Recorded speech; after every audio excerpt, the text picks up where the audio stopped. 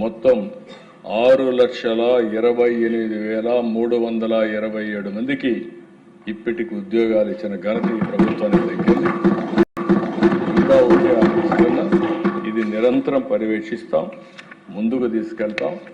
రాబోయే రోజుల్లో ఆంధ్రప్రదేశ్ అనేది ఒక ప్రిఫర్డ్ డెస్టినేషన్ కింద పెట్టుబడులకి ఒక బెస్ట్ డెస్టినేషన్ కింద తయారు చేస్తాం.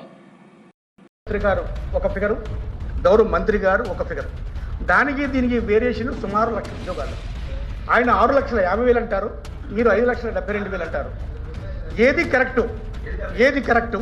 మీ ద్వారా అధ్యక్ష మంత్రి గారిని అడుగుతాను, ఈ 5,72,000 ఉద్యోగాల్ని ఎక్కడిచ్చారు? Breakage with department, with designations, with salaries, with incentives కావాలని చెప్పి ఒకవేళ కనుకపోయినా రిటర్న్ ఆన్సర్ లో 2 మెంబర్లకి కూడా విత్ బ్రేకేజ్ ఇవ్వాలని చెప్పి మీ ద్వారా మంత్రి గారు